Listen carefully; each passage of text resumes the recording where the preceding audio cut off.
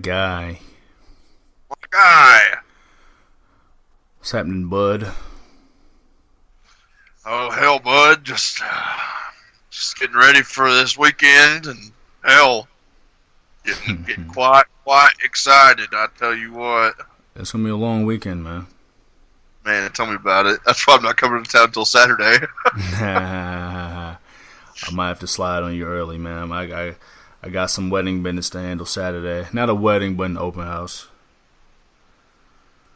What time's that supposed to get over with? Afternoon time. Afternoon time. I need to work out some schedule things. We'll see how it shakes, man. We'll see how it shakes. Might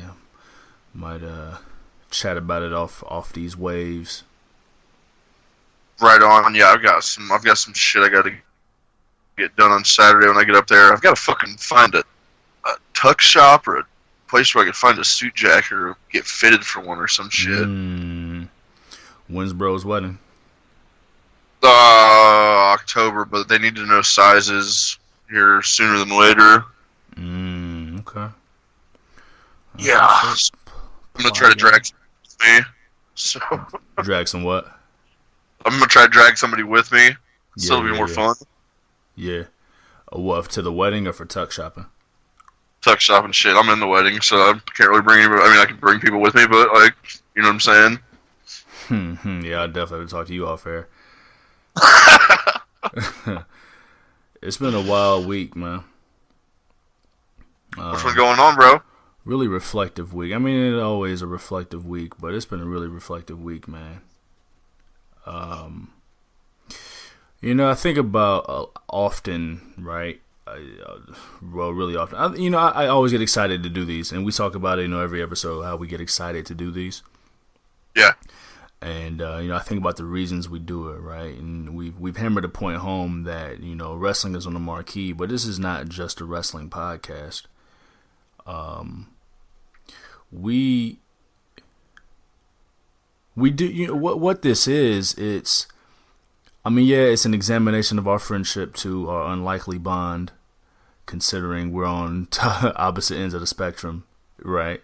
We've joked about people looking at us and like wondering how we're friends, right? But also, like, I think a lot about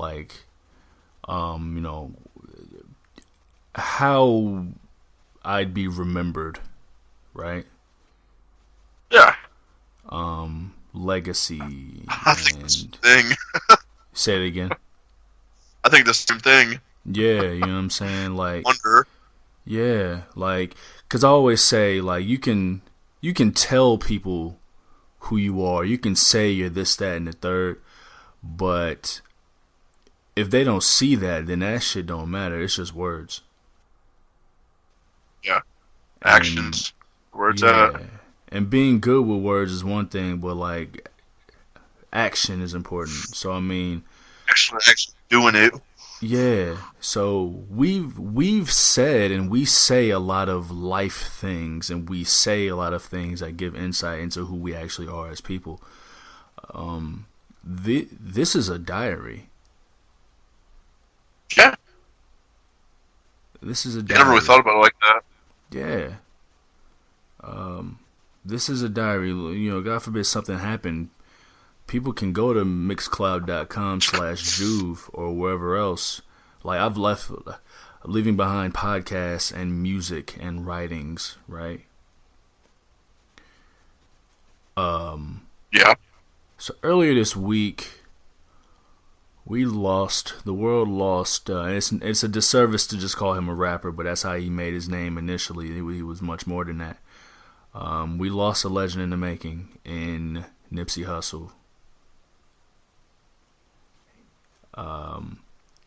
He again made his name as a rapper, but within the content he promoted ownership, financial literacy, actions meaning more than words, getting off your ass and finding your purpose. You know what I'm saying? And, it's all about and running that marathon. And So yeah, he made his name in music, but he was also doing a lot of things in the community as far as ownership and building up his community. He was working on he was, as an example, I mean, he was murdered in front of his clothing store, but he was working on stem cell research buildings to put in his neighborhood he grew up in. He was creating jobs for people he knew, people he grew up with, people who were just getting out of prison. He was doing a lot. Trying to make it happen. And he just I've been following his career for at least the last 10 years. He'd been making music longer than that. I think it was allhiphop.com. Back in the day, I used to go to allhiphop.com every morning. Yeah. That one. Yeah, and I checked the rumor section, but then I'd find, what kind of new music, what kind of interviews were out, and I remember seeing an interview from him, just kind of talking about where he got his name and who he was and him being on the rise. And, more and more, he was already dropping music, you know what I'm saying, so I kind of had to catch up, and more music dropping, and as an example as to who he believed himself to be, and the action he put forth and the belief in himself. He sold one of his mixtapes for $100 a pop. Damn. In a time where we're scrambling to find music for free, he sold them for $100 a pop. And on one side of the fence, cats was like, yo, who the fuck is he to be selling his music for $100 a pop? And on the other side, he fucking sold out. That shit worked. He knew what he had. He knew what he had. And he came and re-upped. And the next tape, he sold for $1,000 a pop. And used that to fund and finance his vision. And so earlier this week, lost his life in his hometown of LA, and the idea of being gunned down in your hometown is not the surprising part to me. That part isn't surprising to me, because you get the most love and the most hate in your hometown where you're from. A couple people saying exactly those same words. It's the people who know you, the people who grew up with you. They was in that first grade class when one cat couldn't spell hospital and you was out there spelling like geranium, you know what I'm saying? It was the people who knew you. So him being gunned down in his hometown isn't the surprising part to me, but to know what he was about, you see people who have that glow, right? And you see people who put forth that motion of what they don't just say who they are, they go and be who they are and be who they want to be. But for that to happen to him in that manner, when he's putting forth all this energy, all this good energy and all this good action, he spoke to men who look like me. He didn't exclude anybody, but he spoke to men who look like me. So men who look like me are having a real problem with this. I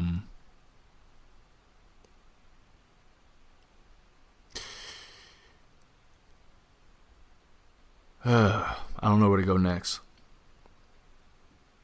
I don't really know. I wish I could say something about it, but I mean, I really can't, I understand. And it's fine, it's fine. It hit, the shock of it hit.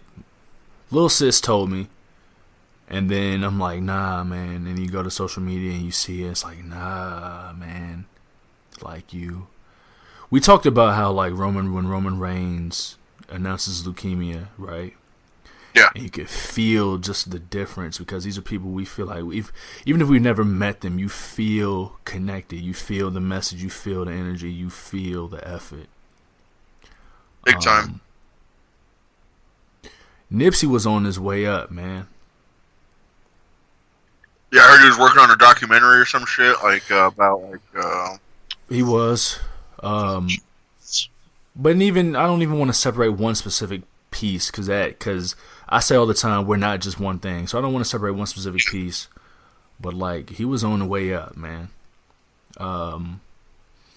He was an example of how to play this game the right way, and it sucks, man. It sucks. Rest in peace, Nipsey Hussle. Rest in power. Rest in paradise. And then you see like people like, I guess there's surveillance footage of the murder, and it's on social media now. And I don't watch those videos. I'm not gonna watch this video. I didn't watch the video of Tamir Rice. I didn't watch the video of Ray Rice punching his girlfriend in the elevator. I don't watch those videos. I want to stay sensitive to that kind of thing, right? Gotcha. I prefer boxing to MMA because of the.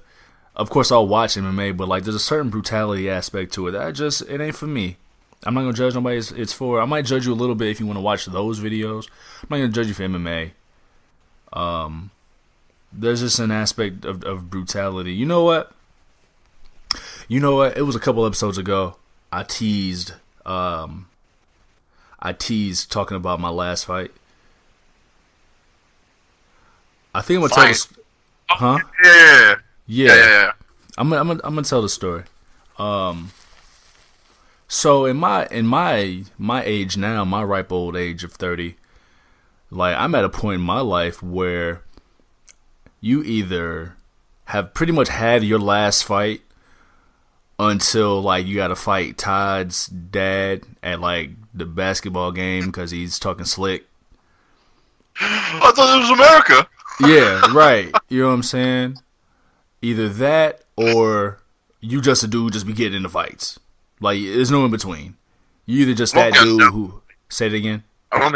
I'm sorry, I didn't mean to interrupt, but I was gonna say I don't think I like know anybody, or at least I don't want to know anybody that's still like our age, like out there like, yeah, man, let's get us tonight. Like, no, we're not. And that's some cats I'm not kicking it with, right? Who constantly still, yeah. So this is actually, I know the date. It was September 14th, 2012.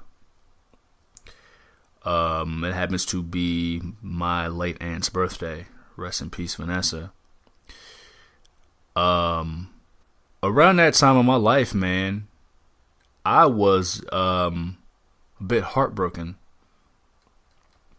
There was a woman who was irresponsible with my investment. It's one thing if things just go a certain way, but like, she was irresponsible with my investment. So I was a little hurt. With the fellas, man, I was kicking it at the crib, and one of the fellas' girlfriends comes inside crying, and we're like, why are you crying? I guess one of the neighbor guys put hands on her. I don't know if he hit her or if he shook her or what, but he physically touched her. And so that wasn't about to shake. Six of us and her. It was so fucking weird because we left the crib and it's like the horns must have just sounded because we walked up to that yard. It was like 2 houses down. We walked up to that yard. It was 6 of us and her, and it was 6 of them and her. Like the fucking Beat It video. They had a girl too. 6 of them, 6 of us, 1 girl on each side. So 7 on 7. It was like flag fucking football. We fucking, and there's this big ass yard like on the side of the house, and we walked up, and instantly the girls go at it, right? Girls start pulling hair, going at it. Now, somehow, I'm in the front of the group of dudes on our side. I don't know how. It wasn't my lady, but whatever. Now, in hindsight, homeboy was probably just trying to separate the girls.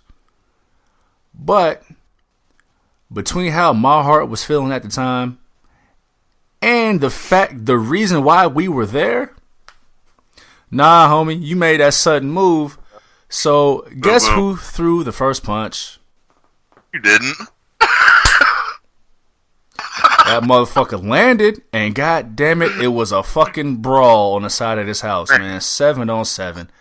I'm glad it landed because I've definitely seen some of my boys Not whiff land. on the first one, and like everybody just stops. Like even the dude that got swung on, like it's What? it's Really? like You time serious? just stood still, Yeah. and like everybody's like, what?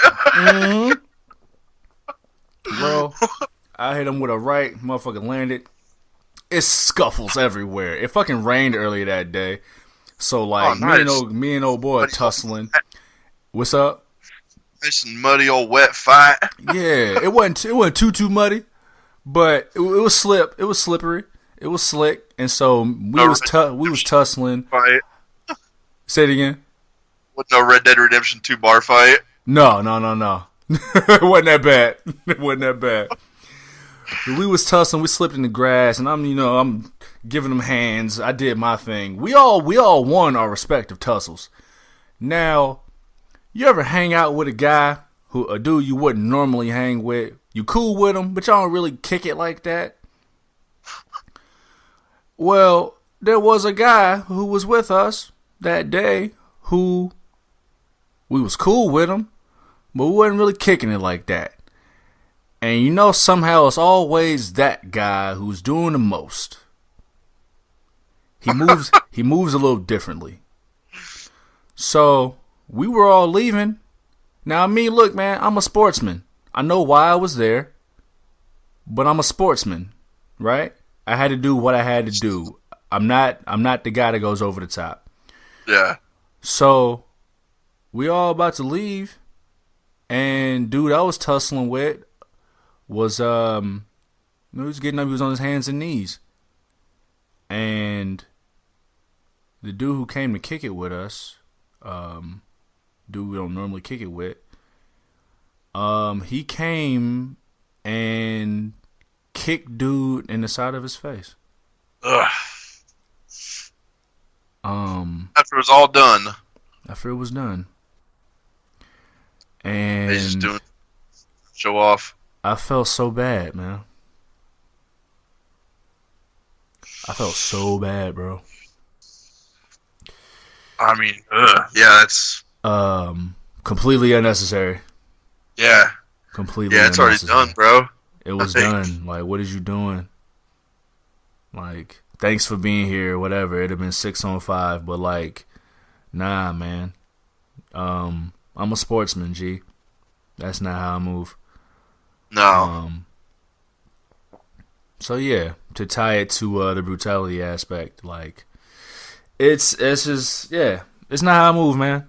But yeah, that was my last fight, man. 6.5 years ago. I think I'm past that point now. Until I have kids and I gotta take out Stan's daddy. Some dude. When was this? This was like. Who the fuck was this?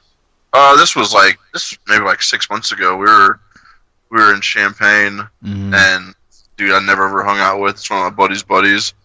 Yeah. We were at the bar and shit. And I didn't really like this guy anyways too much, but like, it wasn't like a problem. It seemed like, we were just hanging out outside the bar drinking and shit. And he comes up to me, he's like, "Hey man, why don't you and me go inside and walk around and see if anyone wants to fuck with us, and we'll have you beat him up." Yeah, like what? I just looked at this motherfucker and I said, "What did you just say?" So yeah, let's go start a fight. And I said, "If that's the way you want to fucking act around me, don't fucking hang out with me. Don't hang with me, man." Nuh-uh, man. He said, "No, man, no." And I said, "No, if that's the way you want to fucking be, get the fuck out of here. I ain't hanging out with you. Take that shit elsewhere. You're trouble." You're trouble. Like a concerned father. I don't know, man. He's trouble. I don't like that shit, you know what I'm saying? Like, yeah, I've only been in a couple fights, and that shit ain't ever fun. No. Man, I do know a couple guys that do like fighting, but don't like go looking for it, Yeah. But nah, I'd rather try to stop it. Like, I mean, I don't know. Like, for some reason, I'm always the first person in the middle of shit trying to get shit settled, and that's dangerous enough. Like, shit, you might as well be fighting already. I think I told you about how I usually always miss the fights somehow. Yeah, I mean, most of the time I have, like, shit. Yeah. I mean, we always just leave like right before the shit goes down. Like you hear the next day, it's like, damn, bro, like homie got stabbed in the neck, and like it's like, yeah, it happened like oh my god, 5 minutes before y'all left. I mean, after you guys left, it's like, fuck, shit, dude, I'm glad man. we left. Bro, it take 1 second, bro. It don't make no sense, man. No, it don't. I didn't mention, man. After that fight, we went out to the bar that night, and I ran into the girl who hurt me. I hadn't seen her. She wasn't even supposed to be in the country, let alone the same city. I'll tell you the rest of the story later, but I had to tie the nice little bow tie on it. I had to tie the bow tie on it. I thought I was never gonna see her again, and then I see her the night after. I had to get somebody in the hands. It was wild. Oh, I cried that night. Goddamn. Oh, Hey, that's all right. yeah, man, it happens. So how's your spirits, man? How you feeling, man? What's new? Man, I'm feeling pretty good. I don't know, man. Like, all right, like last week, like it was, or no, was it last week? Or yeah, it was like last week, I think. Like every other day for me, like Tuesday was shit, Wednesday was good, Thursday was shit, Friday was good, Saturday was good, and Sunday, Monday are always good because I'm off. Yeah. But like, I just didn't like. I don't know, like you know, like how you have those like some days where you just don't want to hear anybody talk. You know what I'm saying? Most and like days that end in Y, yeah. Yeah, no shit, man. And it's just dealing with like stupid ass people, like just like common sense stuff. Like I'm real big on common sense. Like, Yeah. like, 'cause I remember growing up, my dad boy, like, well, boy, you ain't got no sense. It's like, boy, you ain't got no sense. and now I think I've got plenty of sense, but, but yeah, I'd be like, I don't know, yeah, but it's been pretty good, man. I'm just looking forward to this weekend, really. Yeah, man, no doubt, bro. No How doubt. about you, man? Well, so I think we did that a little bit. Say it again. I think we just went over that a little bit. A little bit. There's always more. Yeah. So I found out today that it is National Laugh at Work Week. Shit. I do Never that heard every of day. this. Yeah, right. Never heard of this. So today, during a company-sponsored lunch break, this new company, man, got a lot of good energy. I'll just say that. Got a lot of good energy. That's good. They booked 2 comedians to perform for us over lunch. One was a young white woman. One was a half Arab, half white dude. So kind of mixing it up a little bit. A little bit.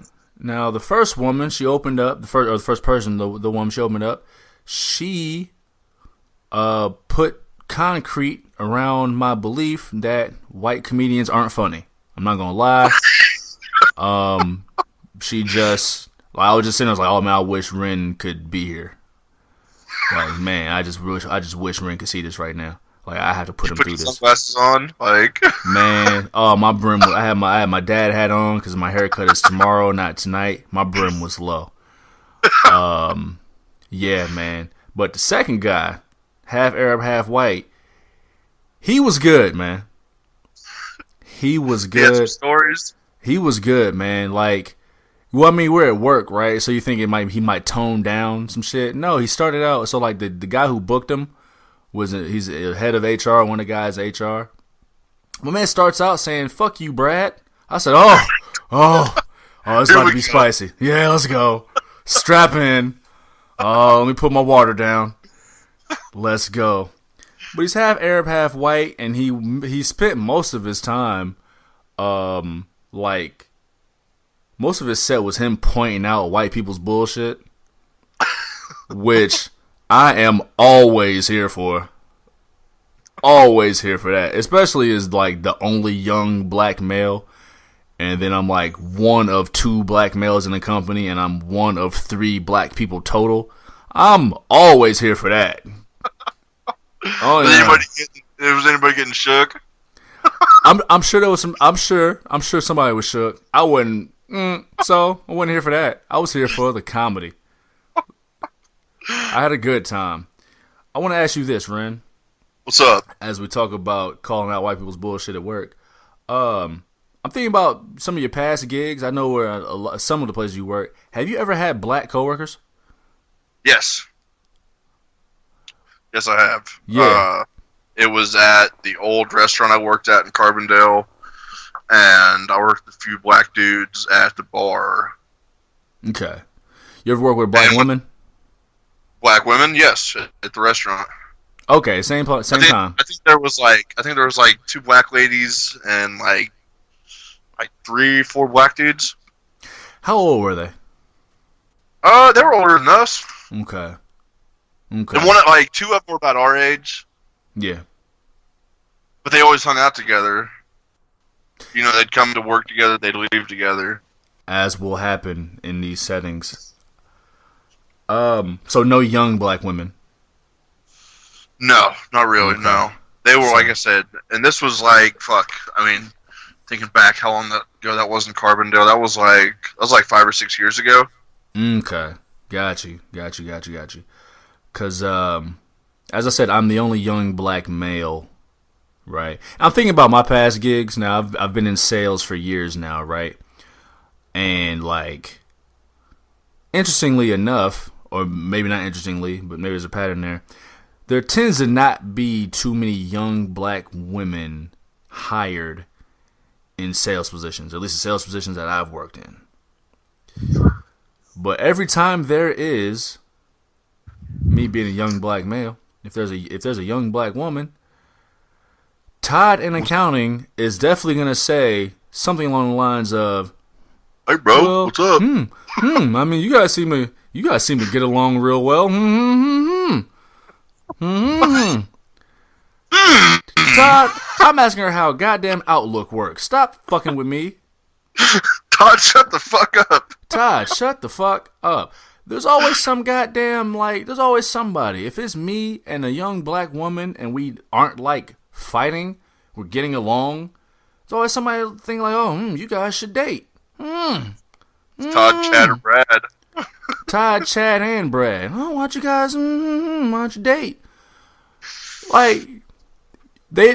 It's always like, I don't know why people think that. You know what I'm saying? Like, what is why don't you go fuck Cindy over there, Todd? What the fuck? And here's the thing too.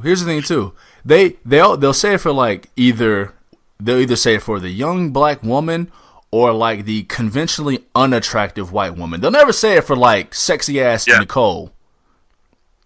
They never say it for sexy ass Brittany. It's always the young black woman or the conventionally unattractive Mildred. Mildred.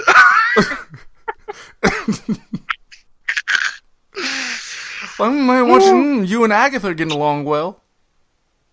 Shut the fuck up, Chad. Yeah, but not Brittany. They don't say that shit about Brittany. Don't you dare touch precious Brittany. Because they're trying to hit Brittany. Man, I'm getting along too well with Brittany. They're not. Nah, it's not gonna shake. Not gonna shake.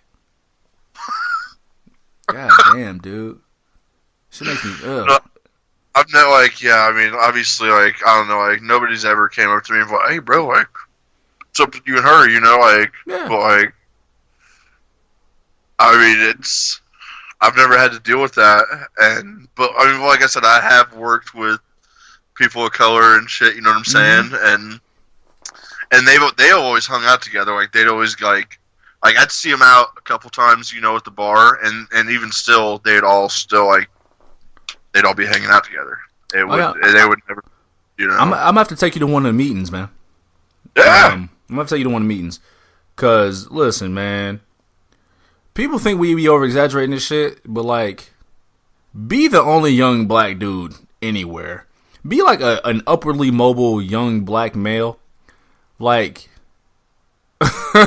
Y'all are crazy, man. Love you. Y'all are crazy though. That's something. I don't claim those white people. You know that. I've been saying that since high school, bro. Yeah. They made my types. Yeah. Oh man, I want to let all the listeners know, especially if you know the incoming storylines of WrestleMania, This is not the first time. This won't be the last time we're talking about blackness. So strap in. I want to thank y'all for pressing play on episode 32 of The Hard Camera. We're about 31 minutes in. I am your guy, Heartbreak Juvie, along with my tag team partner, Big Daddy Cool, Ren Diesel, the legendary. Say that 3 times fast. And together we are two dudes with attitude. Big Ren, let them know how they can reach you on the social medias, dog. All right. Yeah, if y'all don't remember, since the last time we had a show, I actually changed my name to my Twitter, so it's the same as my Instagram now. So yeah, let me run that by y'all. So you can find me on Instagram and Twitter at _A_MAAFHUCKA. And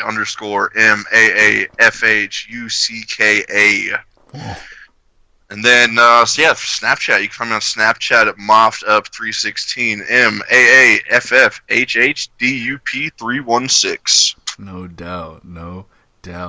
Hit me on Twitter at Juvidesayuno, JUVIDSAYUNO. Hit me on the Instagrams at Juvidesayuno, JUVIDSAYUNO. Check out our crack Twitter staff. We collaborated. Decided to change the name at The Hard Camera on Twitter.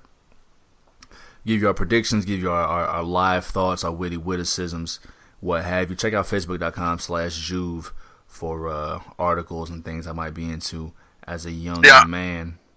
I've always felt at home when we do these shows and how we have that account and everything, but now I feel even more at home. Thank you. Yeah, man. Yeah. Like we got a new rug. We spruced up the couches. Yeah, that rug ties the room together. Goddamn it! You know what I'm saying? Stanley Steamer.com. Is that how it goes? I think so. Fuck it. That's how it goes now. That's how it goes now. God damn it. Dog, we are 0.3 miles away.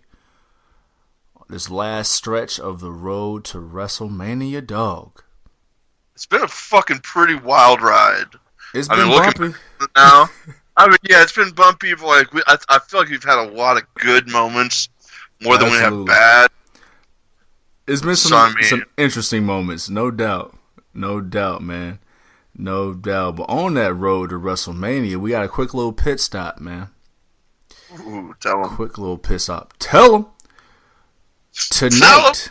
Tonight, because we clearly record these on Fridays and drop them on Fridays.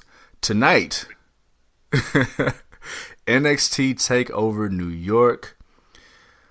We got 5 matches in NXT Takeover New York. I'm going to do a quick count here. 1, 2, 3, 4, 5, 6, 7, 8, 9, 10, 11, 12, 13, 15 matches for WrestleMania. Dog, we got 20 whole matches to get through on this show, to get through on this weekend. And also, because we got to update you, coming into this home stretch of WrestleMania, because we're going to reset the numbers starting with next month. Big Ren, you coming in at 63 out of 97 matches correctly predicted at 64.94%. Your boy Juve is coming in at 63 out of 97 matches correctly predicted for 64.94%. Dog, what better way to end this season? We are tied. There's no way we could have fucking planned that. There's no way you could ever do that again. You crept up on me these last couple months. You was holding on tight. You crept up. You tied it up. We got 20 whole matches to get through, including 2 battle royals where anything can happen. It's WrestleMania weekend. All the stops are going to get pulled out, tossed to the side. I don't know what you do with a stop after you pull it out. Do you put it in your pocket? Do you throw it on the side? I don't know what you do with a stop when you pull the stop. Fuck it. What you do is you rip it, tip it, and fucking send it and slam it on the ground. No doubt. I like that. I'm rolling with that. But as we said, Friday night, tonight, if you're listening to this on the night it came out, NXT Takeover New York. We've got 5 matches, 5 title matches. We were talking all today about how this entire weekend is going to be really hard to predict, between the way that they book a WrestleMania and just the overall, the way that they always book NXT TakeOver. You can really see it going both ways. How confident are you about your picks going into both, WrestleMania and NXT? We'll focus on NXT. We'll get to the WrestleMania part in a little bit. How confident are you on your picks for NXT Takeover. Oh man, I'm like, man, I'm like shit, dude. So not confident. Dude, I ain't done, man. Dude, this one is so tough to call. Like, I'm looking at my picks right now, and it's just like, have you made all your picks? I have, but there's one that I might want to change. I got you.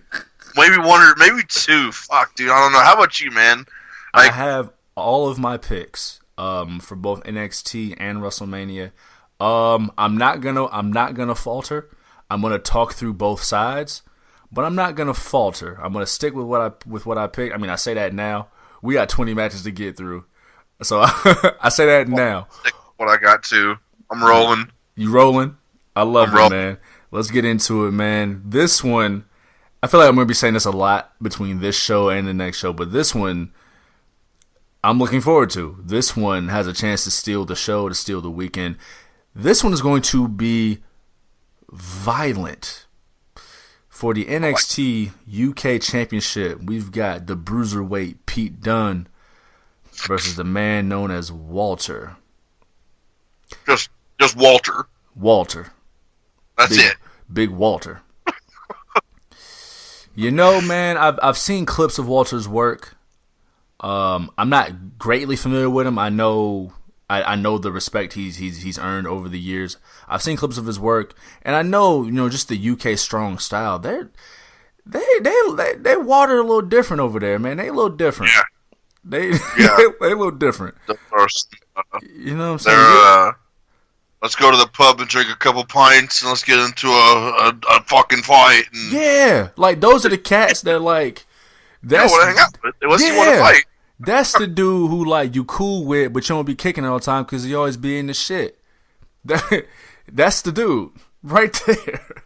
Yeah, that's the dude who walked up to you, was like, "Yo, let's go see who wants to fuck with us." Oh no, that dude wasn't nothing like Walter. Word. He's a tiny dude. Their whole crew is comprised of dudes you cool with, but don't be kicking it with. That's like, who they kick it with all the time. You'll have them go out with you, but you won't go out with them. Like, you would rather them come with you to your spot than go out with them to their spot. You don't want to know. No, you don't want to know a thing. Yeah. You don't want to know a thing. I don't want to know where y'all hang out at. Nah, man. Nah, not at all. Don't tell me no stories. No. I don't want to know a thing. Talk me through your thoughts, man. Man, like you just said, don't know much about the guy Walter. I know a little bit about Pete. I like Pete, and to be honest, I don't know that much about NXT UK. NXT UK. It's still building its name, especially compared to NXT. I mean, we've got a classic David and Goliath, but it's not even. It's a different kind of David and Goliath. Like, this ain't Rey Mysterio versus Kevin Nash. This is the Bruiserweight Pete Dunne, who will break your fingers and like chuckle about it. Like if he chuckled, he would chuckle about it. He doesn't make any faces except like "fuck out of here, governor." You got a Chelsea smile. Yeah, man. Like, we've got Pete Dunne, who is just short of 700 days as the NXT UK champion, putting that historic reign on the line. The longest reigning champion currently, longest reigning champion of. I wish I had the number of years it's been. But currently the champion with the longest reign, just short of 700 days, taking on Walter in what is about to be a violent match. And you say you're not too aware of both names, but talk me through the rest of your thoughts. Who you got? Where you going with it? I mean, that promo that I seen on Wednesday. Yeah. I mean, fuck, dude. Like I said, I've seen a couple Pete Dunne matches and shit. Yeah. And he's awesome. I think he's great. But that Indeed. promo I seen on Wednesday, man. That's what decided it for me. Talk about it. I mean, dude, he's just a scary fucking guy. Like, yeah, the way the motherfucker just stands there, arms down and shit. Like, he's he's just a big brute, like a fucking, like he'll drink 20 pints at the pub, you know, and not feel one of them. Yeah. And not feel nothing. Yeah, I mean, so like, so I'm going with Walter on this. He's gonna fucking end that streak. He's gonna end the streak. It's just short of 700 days. Short of 700. Well, we're 1-for-1, man. I'm going with Walter as well. You know, part of me thought that they would hold off and maybe, you know, do that title switch in front of the NXT UK crowd. But I mean, as rabid as this crowd is going to be, the WrestleMania weekend crowd is comprised of people from all over the world. It's not just an American crowd; it's people all over the world. They're going to be rabid the entire weekend. The entire weekend. It's going to be so loud. They're going to be rabid the entire weekend. They're going to be they're going to witness history. This is a great place to do that. I think Pete Dunne is probably pretty close to being on the verge to being called up. I mean, I think he's done all he can do in the NXT system. I mean, just short of 700 days as the top guy in NXT UK. It's about that time. I think he graduates to the main roster here pretty soon. Where I hope they keep the gist of who Pete Dunne is.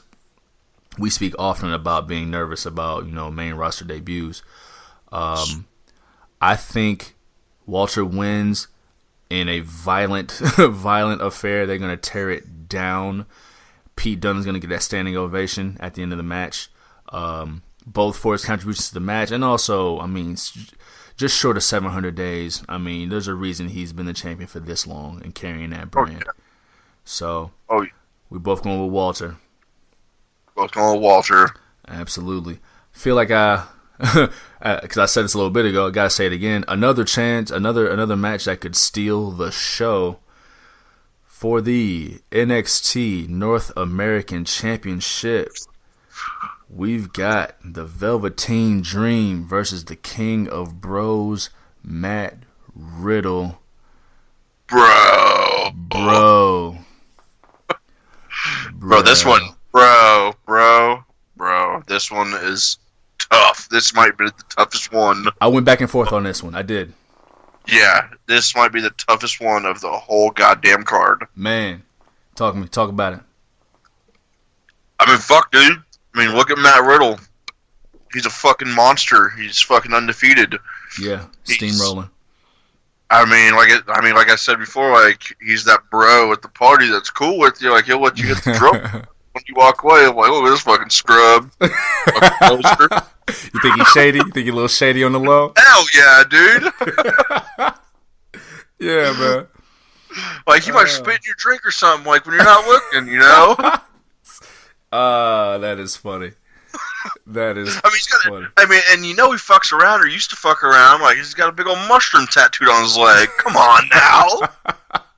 Can't trust them dudes, man. Man, he might dose you. Might smash your drink or something, you know? Shit. No doubt, man. Matt Riddle is. I mean, I think he's being positioned to be one of the next top guys, not only in NXT but also in the WWE main roster. I mean, he comes from a legitimate MMA background. He's a charismatic dude, and you know he's playing the bro character well. But I mean, yeah, bro's got sides to him, so I could 100% see him being that heel that you're talking about, right? Yeah, like a slick hater, you know, just sneak dissing. Right? Yeah, I'm saying sneak dissing. But what if somebody does hear it and they bring it up to him? He'll fucking tell you straight up. That's the thing. Like he ain't no regular bully. He ain't no regular bully. He'll headbutt you. Yeah. He'll headbutt you in your nose. I've seen some headbutts. You know what I'm saying? Some Matt Riddle types. He'll headbutt you dead in your nose. That's crazy. Like, what do you do with them type of bullies? And just leave. What do you do with them type of bullies, man? He'll stay there, but he won't do nothing else unless they want to go.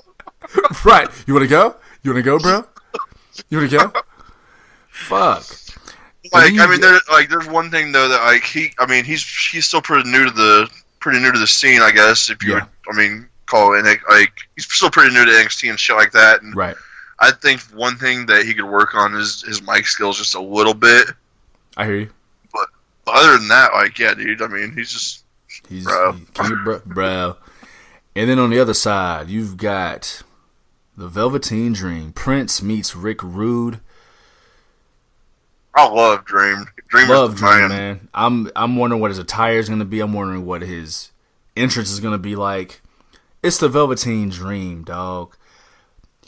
You never seen such charisma. You never seen somebody get such a grasp on this business the way the Velveteen Dream just... He's got it, right? He's got it. Motherfucker's only 23. Like, yeah, man. Dude. Yeah. He's got it. It don't make no sense, man. And like, legally just was able to start getting fucked up 2 years ago. Right. You know what I'm saying? You know, I think about Velveteen Dream's takeover record. It's very Shawn Michaels-esque. Yeah. In the sense that he's going to have one of the top matches on the show, but he's lost more often than he's won at TakeOver. You're very right. And then you get Matt Riddle, who's undefeated and being poised for greatness. Clearly, he's on the path, right? They did the Cassius Ohno thing. I mean, he beat that man to submission, sent him to NXT UK. Fucked him up, man. But I also think about the North American Championship. If I'm correct, the North American Championship has never been defended, or I should say never been retained on NXT TakeOver. You are correct again. Every time it was on the line, they lost. Adam Cole won it, then he lost it to Ricochet. Ricochet got to hold it at War Games because he was in the War Games match, but when he actually defended it against Johnny Gargano, he lost. It's kind of a scary title to have. It is, man. And I believe it's only a year old. Didn't it come out last WrestleMania season? Yeah, in that ladder match. Yeah. So we've got a lot of factors here. I'm going to let you go first. Like I said, I'm decided who you got. Man, I'm going with the bro. I'm going with Matt Riddle taking it over Velveteen Dream. First championship. I hate to even say that. Because I like him so much. I like Dream more. Yeah. But I gotta go with the bro. I'm going with the bro. He's going to steamroll and keep his streak intact. Yeah. So I'm going to go with the Velveteen Dream. All right, here we go. To retain. Yeah, it's getting spicy. Early. Spice. Early. Put the pepper on it. Crushed red. I'm going with Velveteen Dream. For the reasons that I mentioned before, that he's lost more than he's won at TakeOver. The title needs some stability. Mm-hmm. It needs some stability. Dream's only had it for 50 days. Yeah, right? So it needs some stability. It needs a defense. The thing is too, and I'm glad you mentioned this. Now, on one hand, I don't know what Dream does next, but you mentioned everything that you think about Matt Riddle. I can totally see Matt Riddle going to the dark side. I'll be tight. I can totally see it. Maybe not on Dream, maybe not. But I can totally see him going to the dark side. I don't know if I could see it happen on Dream because like they really haven't had too much of a build. They had a little bit of a build, like whenever when I think Dream said the best thing that has ever happened to him was him talking about Riddle. Yeah, right. And then like it was a couple weeks ago whenever they had that Fatal 5-Way or whatever. Yeah. Or no, it wasn't a Fatal. Was it Fatal? No. The 5-Way, yep. Well, Dream was talking and Matt Riddle's on the other side of the stage and he fucking snapped his fingers and the lights go off on him. Oh, okay. Yeah. yeah. And that was really all the build they really had, Yeah, but it's been minimal. Which, the fact that it's been so minimal, it could be a reason why Matt might snap on Velveteen Dream. If they want to extend the feud, it's got legs. Oh, yeah. It's got legs if they want to extend it. I don't know if I see that, considering it's WrestleMania season and considering one of the matches we're going to talk about later and what could happen there. But there's potential, man. I'm really looking forward to this match, as minimal as the build has been. So we split, man. You going with Matt Riddle, I'm going with the Velveteen Dream. Let us go to the NXT Tag Team Championship. The War Raiders taking on the one and only Blacks, the winners of the Dusty Rhodes Classic. I love saying the one and only Blacks. I think that's hilarious. Ricochet and Aleister Black. We haven't seen too much of the War Raiders since they won the titles.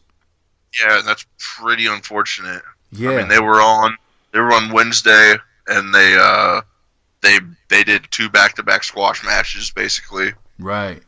So that was it. Yeah, man. We haven't seen too much of them. Whereas we've seen the one and only Blacks literally on every piece of programming WWE offers. They've been pulling triple time like a motherfucker. Absolutely, man. They've been up and down these roads, man. They just had the Raw Tag Team Championship match with the Revival to end in a count out. Got the upcoming WrestleMania SmackDown title match. Fatal 4-Way coming to WrestleMania, but it starts here. NXT Tag Team Championship, War Raiders versus the one and only Blacks. Minimal build. Only it's been just a matter of the Dusty Rhodes Classic. They win, they get a title shot. With that minimal build, though, I'm expecting fireworks. Oh yeah, I'm expecting some fucking mayhem. No doubt. Who you got, sir? I'm going with War Raiders. Going with the War Raiders to retain. Yeah, just because there really hasn't been too much done with them, and I feel like it would have been a waste of time for them to take it off DIY. I mean, not DIY, but fucking UE. Yeah, UE. Like that would have been. But I mean, you know how they do things in the company. Indeed. I'm going with the War Raiders as well. I mean, look, Aleister Black and Ricochet have been on the main roster for the last month and a half, almost 2 months.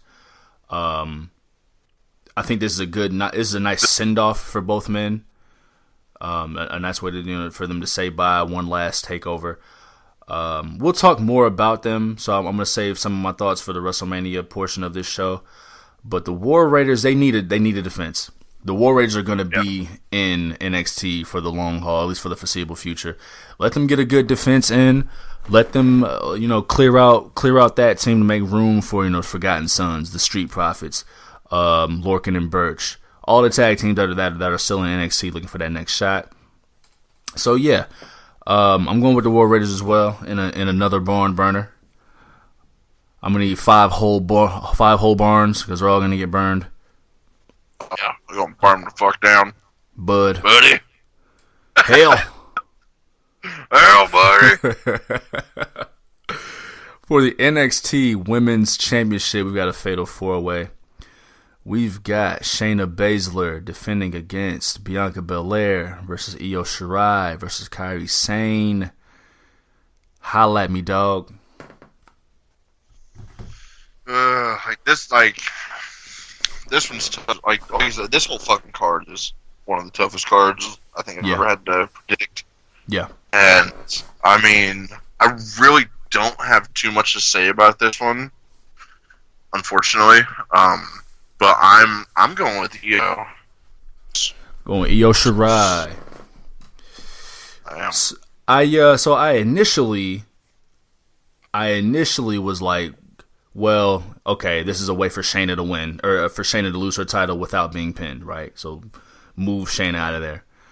And then I was like, well, Io Shirai and Kairi Sane are tag team partners, right? And of course they can build a little tension a la Sasha and Bayley. But I was like, yeah, get them out of there. So that left Bianca Belair, right? And I thought about it a little bit more. I was like, well, they could do the Sasha Bayley kind of thing. The friends who have tension, let Io Shirai win. Shayna Baszler, who else can she beat on the main roster, or on NXT before going to the main roster? Bianca Belair already lost a title match, and Kairi Sane has already been women's champion, so that left Io Shirai. But then I thought about the women's tag team titles. And the idea that they could defend on NXT. And we saw Sasha and Bayley do the promo. And I think Sasha and Bayley versus Kairi Sane and Io Shirai would be, we're going to need more Barnes, Yeah. They keep getting burned. So I think we get the crowning moment for Bianca Belair. I was going to be between Io and Bianca. Yeah. I'm not confident. Considering it's 4 women, Jessamine Duke and Marina Shafir are more than likely going to get involved. But I also think this might be the swan song for Shayna Baszler on the NXT roster. I mean, she's murked literally everybody. I can't call it if she'll be pinned for it. I mean, I guess that would be the right way, quote unquote, right way to do it if she was pinned for it. But either way it goes, man, I'm going with Bianca Belair, the EST of NXT, undefeated. Well, I mean, and it's a mindset. It's a mindset. It's a mindset. Oh man, it takes us to the main event. 2 out of 3 falls. One of the more underrated stipulations, one of my favorite stipulations. 2 out of 3 falls for the NXT Championship. For the vacant NXT Championship, we've got Johnny Gargano versus Adam Cole. Baby. I mean, just thinking about it right now, this is what I'm going to say, Roy, doesn't have anything to do with this match particularly, but yeah. Dude, I feel like most championship or title matches should be 2 out of 3 falls. That makes sense, doesn't it? Yeah, like because you get a real fucking winner, like you get a real warrior out of that, And they don't really utilize that as much as they could or should. I'm saying, yeah. And I mean, and with the influx of titles, I mean, they have 10 titles. 10, 11. So let me think. WWE, Universal, Intercontinental, US, Raw and SmackDown Tag Team Championships, Women's, Raw Women's, SmackDown Women's, Cruiserweight. So that's 10 just on the main roster. Women's tag titles. Yeah, I counted those. Yeah. Yeah. Oh, okay. So with the influx of titles they have, I guess you can't do 2 out of 3 all the time. I'm all for unifying the titles, which we'll probably talk about more considering the WrestleMania main event, but I'm in complete agreement, especially if there's not going to be any rematch clause. No rematches. Oh yeah, that's fucking. They outlawed that. Hell. Oh yeah, that's such an outdated concept. Like rematches, what? That's crazy. It would be a great reason to actually not have a rematch if you're going to do 2 out of 3 falls. I mean, you got beat twice. You know what I'm saying? So it's. And I mean, let's try to think, like, when's the last time? Well, I mean, when's the last time we've seen like a title match that was 2 out of 3 falls? Go ahead. The last one I can think of was the Usos versus American Beta. Yep. Where they beat them 2 straight. And that was 2017? Yeah, it was at least a year ago. Yeah, I want to say like the end of 2017. So, I'm down for that. That's a great idea. I love the stipulation, man. Before we get to our predictions, man, I want to speak to Tommaso Ciampa. It really sucks that we're not going to get the true culmination of the Gargano Ciampa story. Like, because this has been in the making for a couple years now. 2 years. Like, they're between the main roster and NXT. Like, I don't believe that there's been a better story.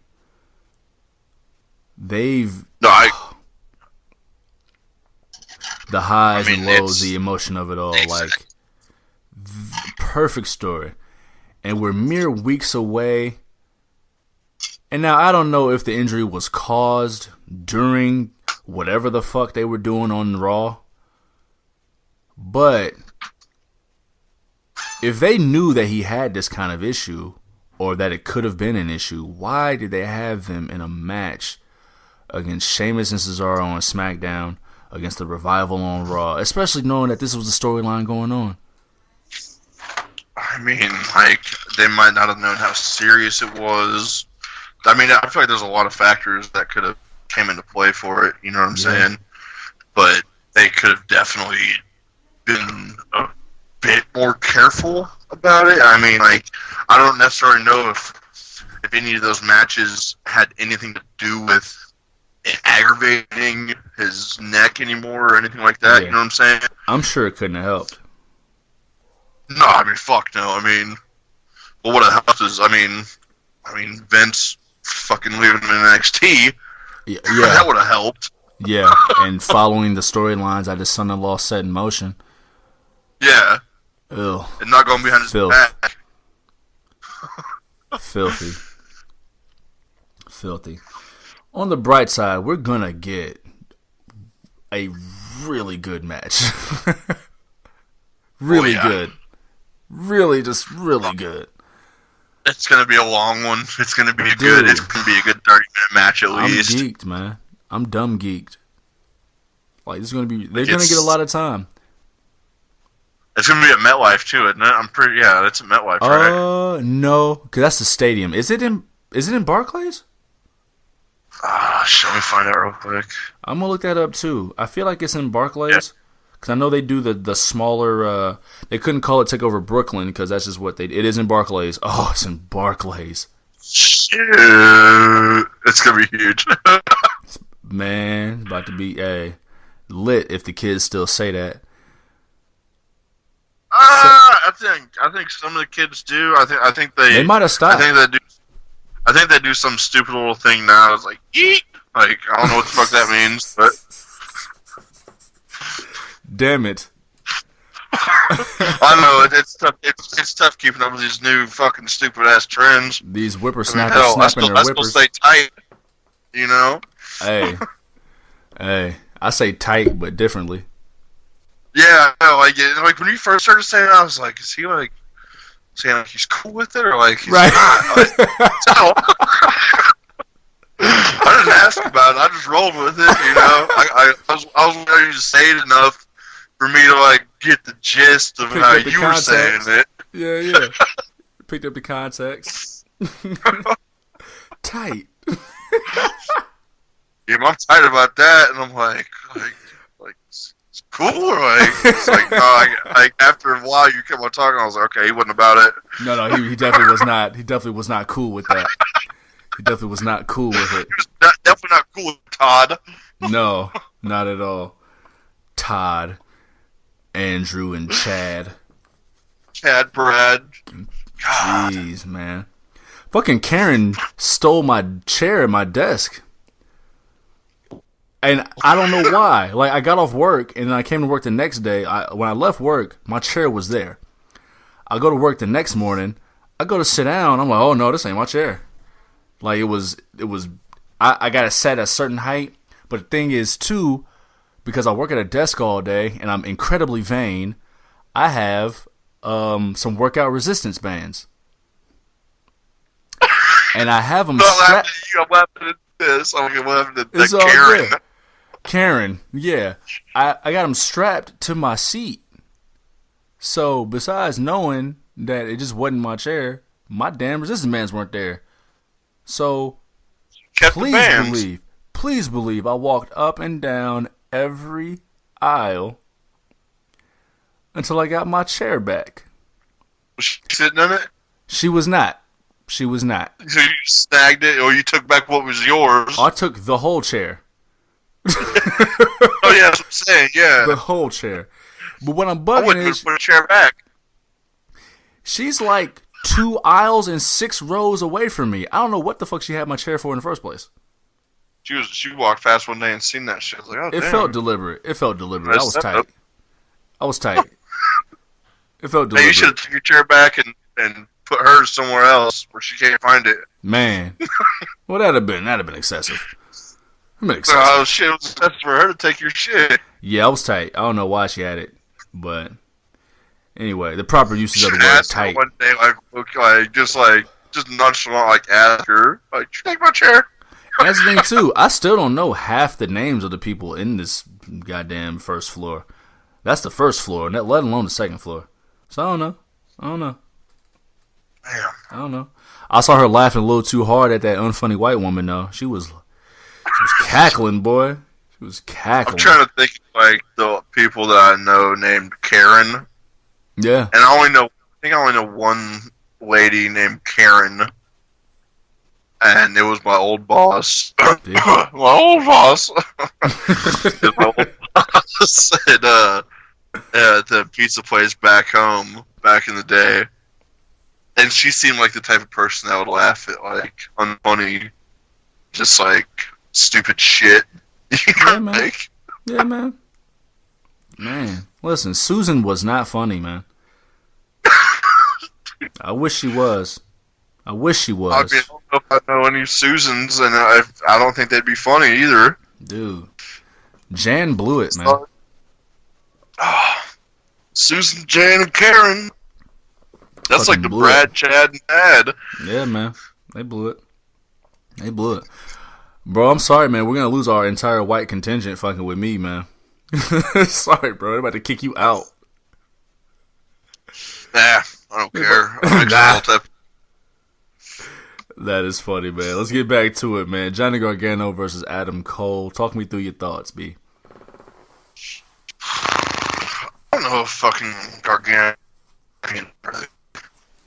Say it again. I don't know if Gargano is champion worthy. I don't know, man. Really? Okay, tell me about it. I like Gargano and everything, but he tries to do too much, I feel like, and I feel like it just goes back to the whole thing with Ciampa. Yeah. And him just trying way too much. I mean, and with Ciampa being there, especially whenever he lost the title to Dream, it was you want me to come down there? It's no, I got this. No. All right. And he didn't have it.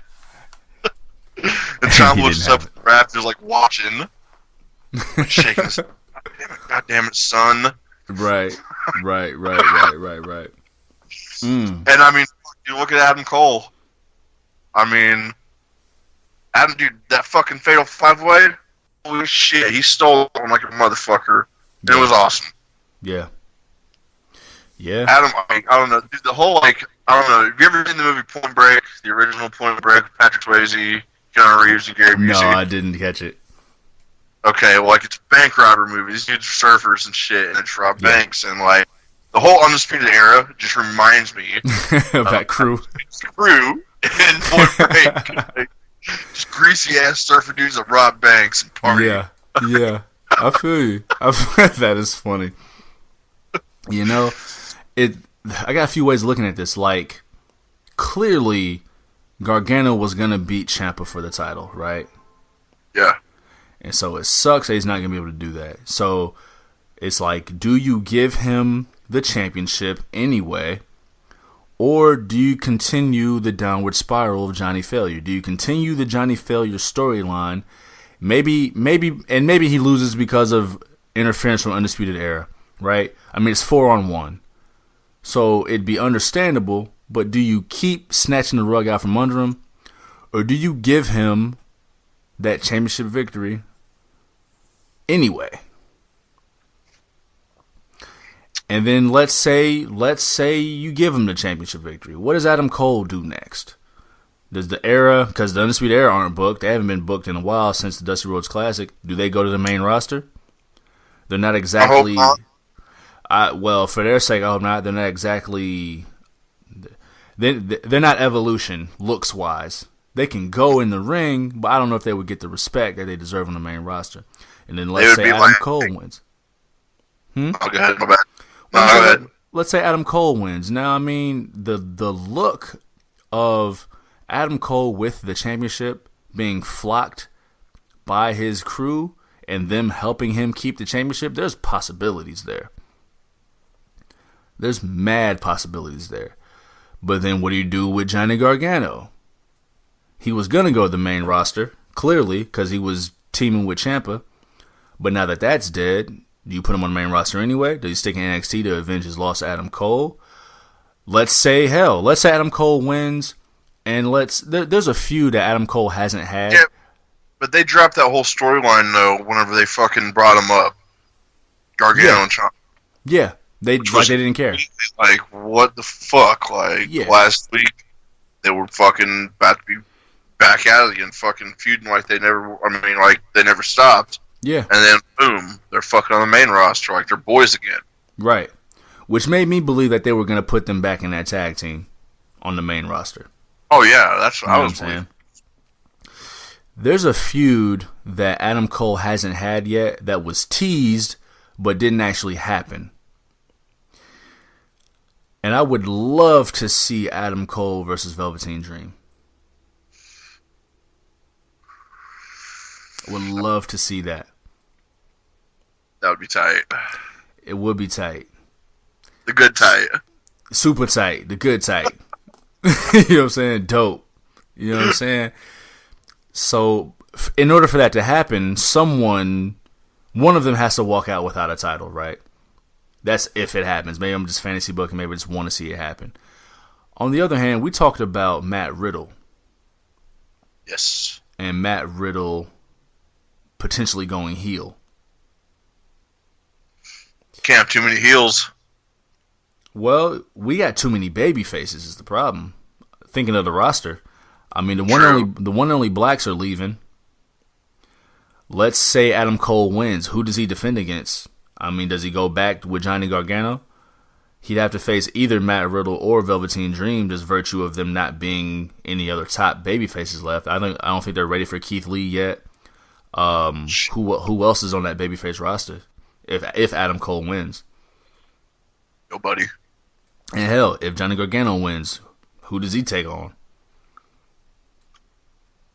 I mean, shit. No, you're right. You know what I'm saying? So, between the one and only blacks leaving and the Tommaso Ciampa injury, EC3's gone. Not that he was doing anything anyway.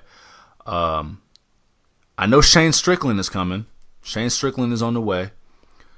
You've got to build him properly for that audience. So I mean, they're a little thin at the top. You know what I'm saying?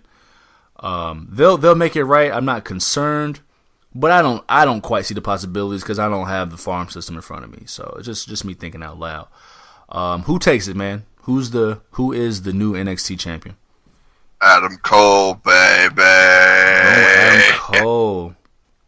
So the 4-on-1 advantage comes into effect. Man, that's tough, man. This one was hard for me too. I definitely went back and forth. I think if they continue the Johnny Failure storyline, if Johnny Failure loses again, you might have a problem with making Johnny Gargano credible. How many times can you say he just can't win the big one? I mean, shit, dude. Look at Roman Reigns. How many times he fought fucking Lesnar and shit?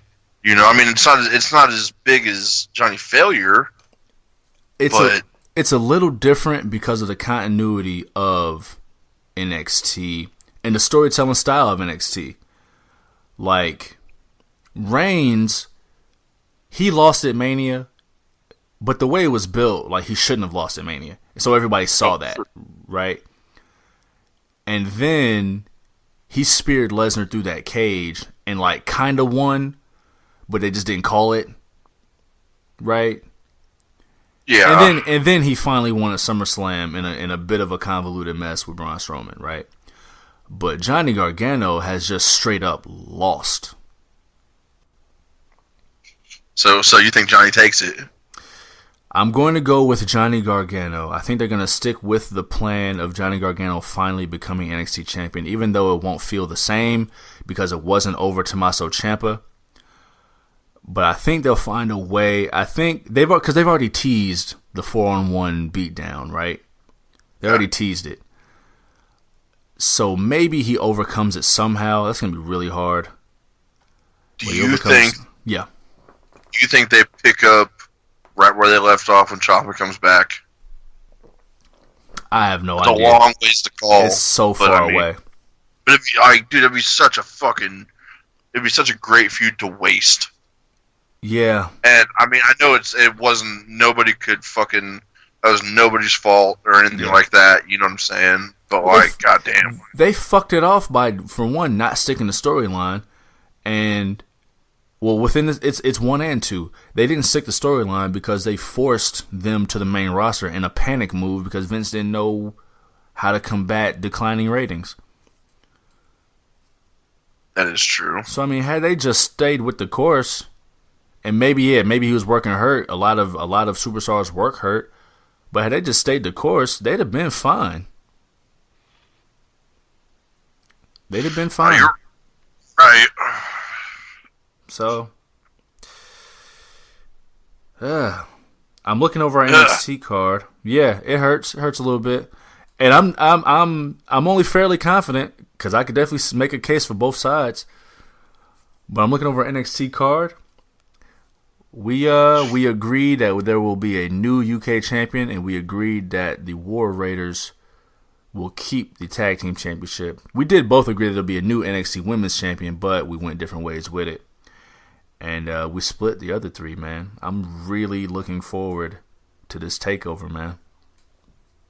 I mean, I feel like Triple H always says it, but he definitely said it this week that it's the main event of NXT is going to be a tough one to fucking follow. Dude, every takeover, the main roster has to come hard because these NXT cats are not playing. No, they're bringing it all. Playing. We're going to see some really, really interesting, man. I think we'll see some debuts, some cats I can't even... Maybe some cats in the crowd. I think Shane Strickland will be there. Yashi or whatever. Say what? Yashi. There's some dude that's supposed to be front row. Cody Yashi. Not Kota Ibushi. He's going to be in the house. Because he re-signed with New Japan, I thought. I might have misread it, but yeah, go ahead. We'll see. No, yeah, we'll see, man. We're gonna see some debuts, man. They pull out all the stops, and then they send them because that's what you do with stops when you pull them out. Moving forward, man. This is I believe WrestleMania 5 had the most matches on the card with 14. Let me give another double count. 1, 2, 3, 4, 5, 6, 7, 8, 10, 11, 12, 13, 14. Yeah, 15 announced matches with the potential of a couple more. Listen, man, WrestleMania 35 is about to be a work shift, man. Man, no fucking lie, dude. It's about to be a work shift. And the thing about it is that, they have the network now. So they don't have the same pay-per-view time constraints that they did in, let's say, 1989 when they had 14 matches. That's something I also read about, too, this week. That they, I think it was a WCW pay-per-view where the main event didn't even go on because they had to cut it off. Yeah. Halloween Havoc 1998. Bingo. That's it. DDP versus Goldberg. Yep. It cut off in the early stages of it. Yep, they replayed it on Nitro. The next night. WCW was good for just fucking shit up, man. Dude, I was never a fan of WCW. I watched both. I was more a WWF guy, but I watched both. But especially listening to the podcast, comparing both eras at the time and remembering some of the stuff that they talk about, WCW, when they were at their hottest, they still were mad fucking incompetent. Yeah. It just seemed sloppy. They were sloppy. They had the hottest angle ever, but with Sting versus Hogan, and blew that. How do you how do you not know how much time you have left on the pay-per-view? I mean, Like, how do you bug that? How you bug? I mean, hell, I mean that's day one shit. Bruh. You know. Yeah. Yeah. So, yeah, man.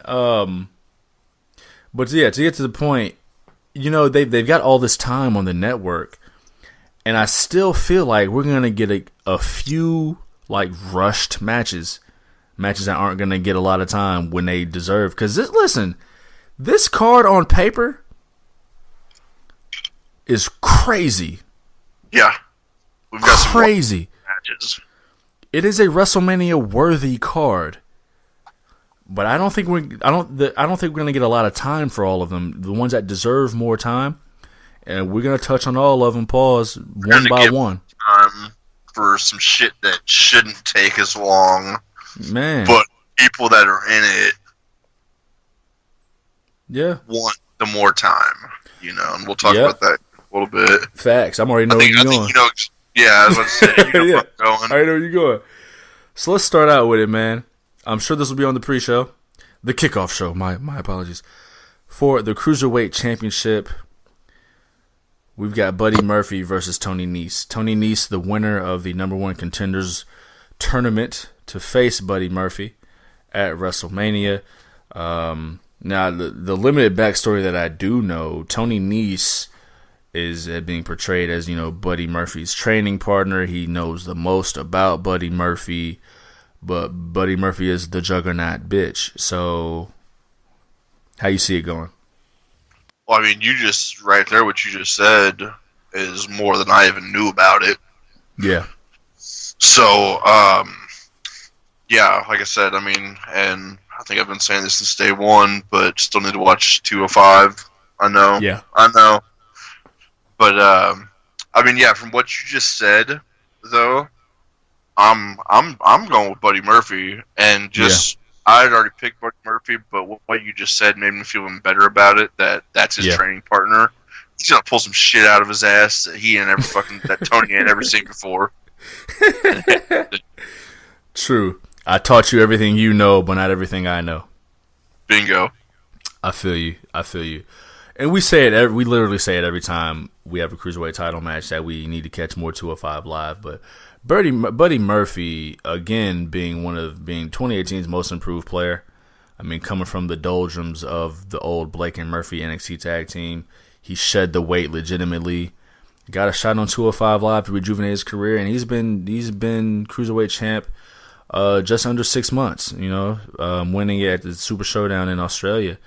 I'm going with Buddy Murphy too, because I don't know what's next. Like, as I look up down the roster, he's went through everyone. I'm not sure who can take this belt off of him. This is one of the ones that was kind of hard for me too, also. But originally I did pick Tony, but then I was like, I was reading on some shit and like just trying to make sure I actually knew what was going on a bit more. Yeah. You know? And I was like, fuck it, man, I gotta go with Buddy. On this one. Gotta go with the favorite. Yeah. I hear you. I mean, every time he performs, dude, he's always fucking top, dude. He's top notch, dude. Absolutely.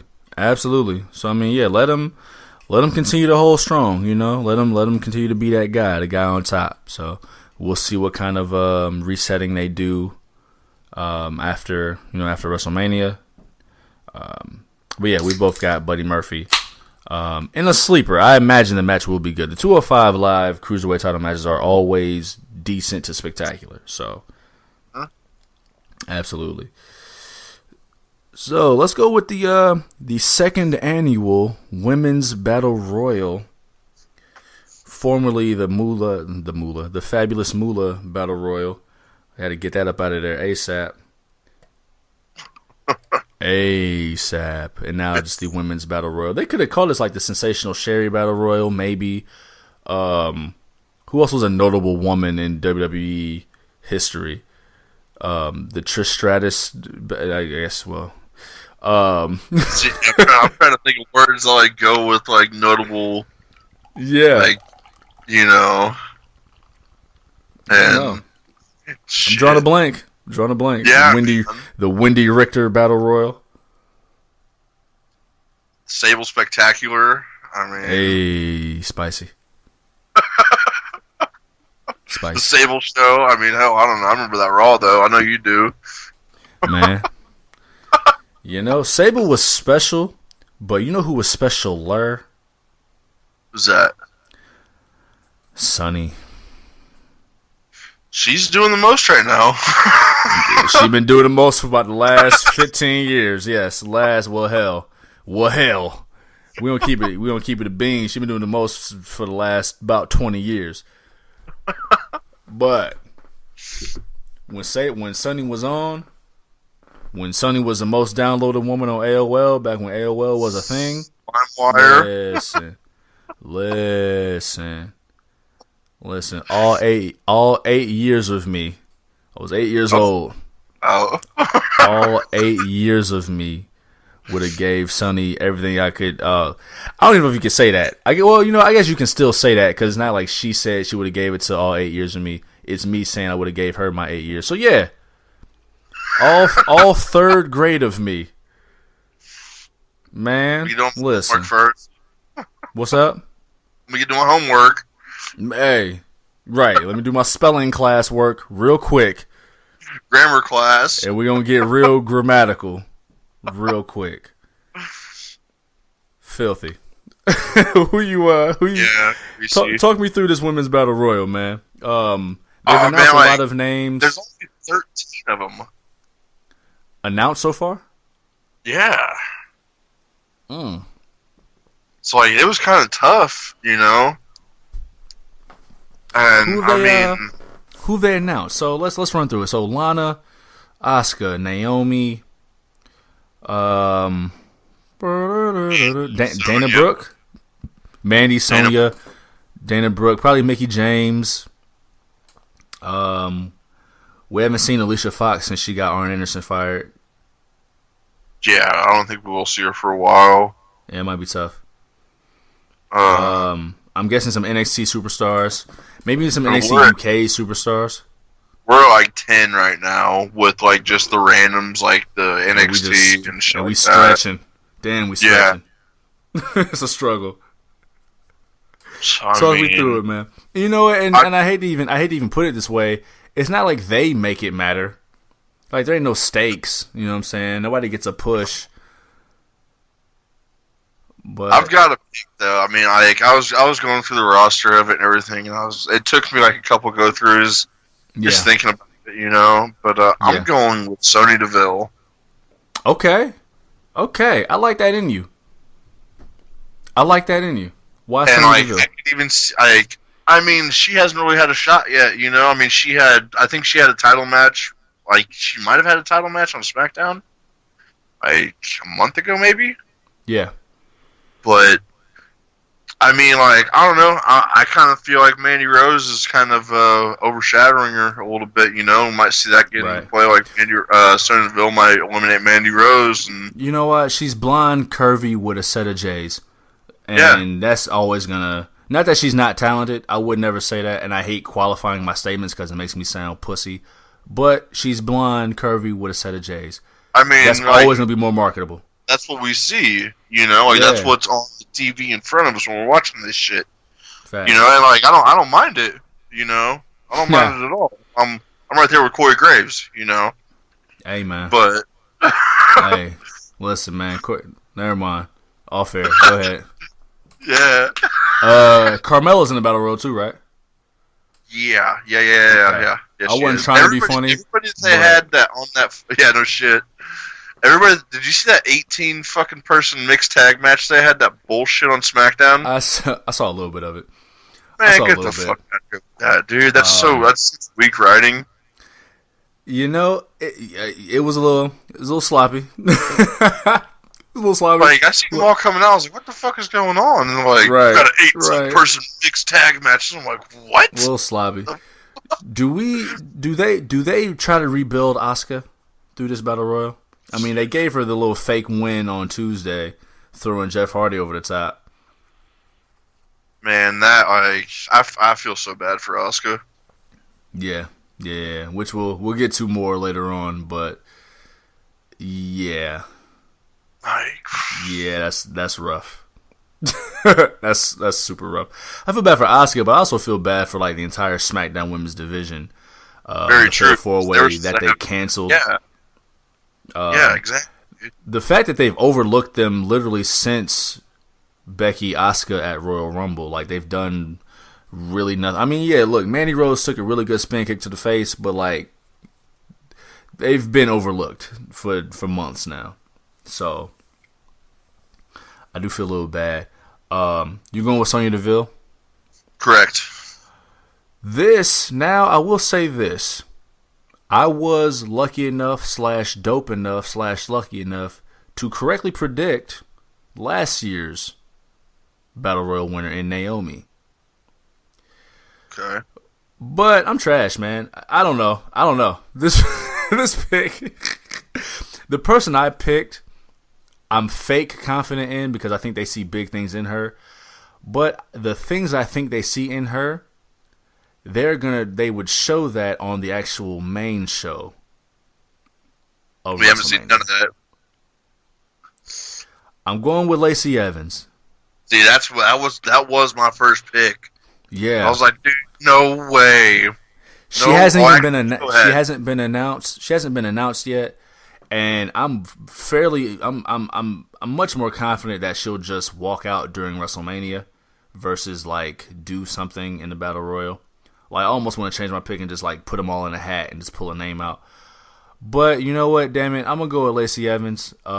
It's a damn Battle Royal. Like it's damn near impossible, especially this year's. See, like I was gonna pick her, but I was like, dude, like, no way, because she's been interrupting everybody's match on SmackDown, and so they're just gonna throw her in the pre-show. Exactly. Yeah. That might have been the pick that just gave you the championship. So, you're welcome. We ain't done yet, brother. Oh, shit, man. No, you're right, man. Let's go with the men's Battle Royal. The Andre the Giant Memorial Battle Royal. Armbar for short. The R is for Rusimov. Andre Rusimov, for those who are like, what the fuck is the R? So this whole, like... Me this than the is a little bit tough for me, too. This whole Braun Strowman thing, like, how far he's fallen. Yeah, it's pissing me off so much. Yeah. It's pissing everybody off, dude. Dude. I mean, like, last year he won the Raw Championships with a 10-year-old. Yeah, like, there's not a single person that is happy. I guarantee that shit. There's not a single person that is happy with the way they've been booking Braun for over a year now. I mean, because, like you just said, they had him fucking do a tag match with a 10-year-old kid, and then he just relinquished the titles the next night. Like, it didn't mean fuck. Yeah. Didn't defend him. I remember that build, bro. I was like, oh, man, well, fuck, man. Who's the partner gonna be? Shit. I thought he was gonna rock it solo and have the fucking tag team championship by himself. That would have been a cool. That would have been a dope fucking angle. Yeah. That'd have been kind of. Because he could have done it. Yeah, he could have. His tag team partner could have been these hands. Yeah, these hands are my tag team partner. That's all he needed. Like, me and these hands are the tag team champions. That'd have been perfect. Like, but nah, fuck off. Nope. But anyway, man, I see this going a few ways because Braun has this thing going on with Michael Shea and Colin Jost from Saturday Night Live, which is clearly a ploy for mainstream acceptance. Again, it's WrestleMania, right? Yep, they do it every year. So I see it going one of two ways: either Braun wins, or the Saturday Night Live guys cost him the match, leading to like corny, unfunny skits all throughout WrestleMania. Dude, his skits like before WrestleMania last year were awesome. When he brought that ass fucking cello out, it was playing bass or whatever. And held it over his shoulder and walked down the aisle. Yeah. Yeah. Like, where'd that go? Dude. He's down with that blood money in Saudi Arabia. Dude. Yeah. Yeah. Blood Money 2 coming soon. So yeah, I either Braun wins or the SNL guys cost him somehow, leading to like really corny skits. This battle royal, and it's kind of a testament to, you know, again, how big the roster is. I mean, you've got formerly Mustafa Ali. I don't know if Kevin Owens has been announced, but Kevin Owens could be in it. I mean, he could use the win.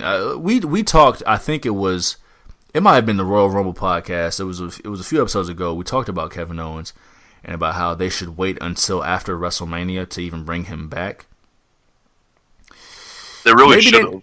Yeah, maybe they should cut the check for us, man, because Kevin Owens. He's been doing a Kevin Owens show. He's been doing a big old thing of nothing, man. Yeah. I feel bad. He should have came back to bigger fanfare. We never talked about how how huge of a plot hole it was for Mr. McMahon to bring Kevin Owens back as the challenger, considering the last time they were in a ring together, Kevin Owens headbutted a 76-year-old man. Split his head open. Yeah. And now they're boys. Like. And now it's like, yeah. When Vince is getting that old, he might have just forgot. Maybe headbutted the memory out of him. He needs to headbutt his ass again, make him wake up. Bruh. Yeah, man. So, I got some potential winners before I tell you my pick. I mentioned Mustafa Ali. I mean, he's just coming back from the injury. He could use another pick-me-up. Kevin Owens could use a pick-me-up. There's Braun Strowman himself, considering the mainstream appeal that they're looking for. I mean, he's like the main face on the fucking thing. I had one idea that I just think would be kind of fun, right? Along the lines of Braun Strowman being costed this whole thing. I thought about Kurt Hawkins. Oh, shit.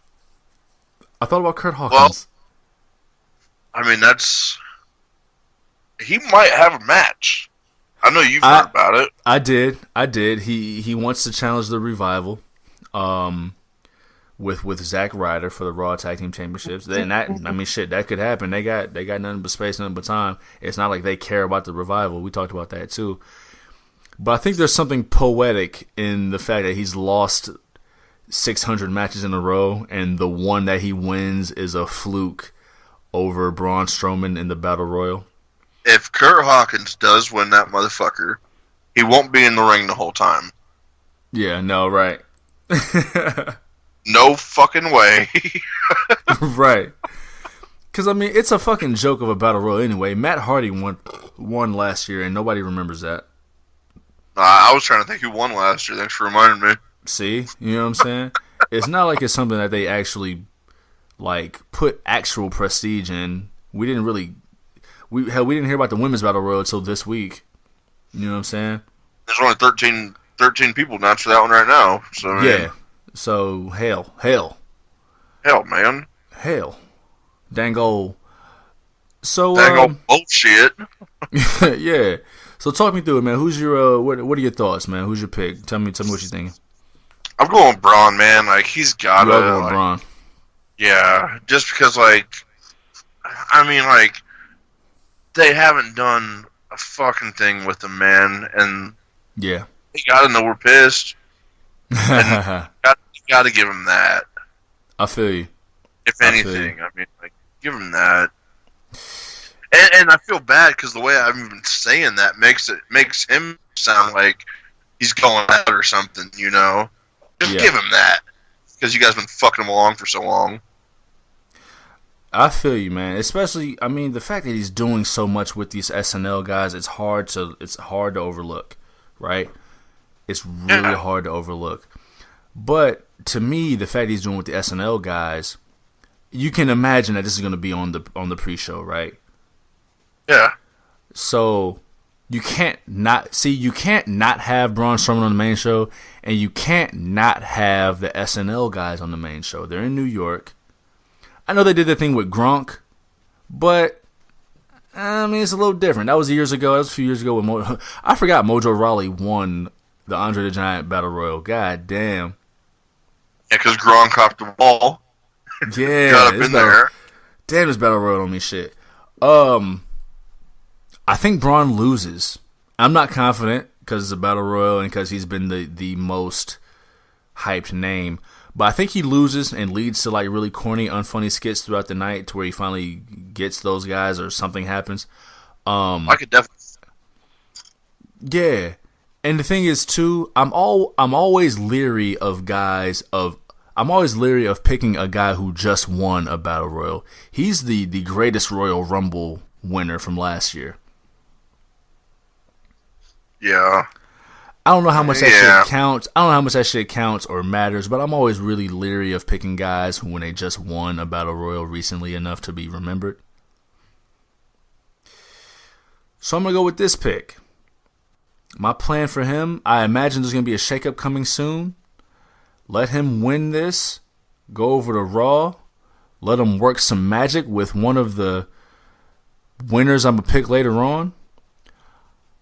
An underrated superstar who's been really showing his ass since he's been on the main roster. A guy who should probably have some kind of match on the main roster, on the main card. I'm going with Andrade. Okay. I can fuck with that.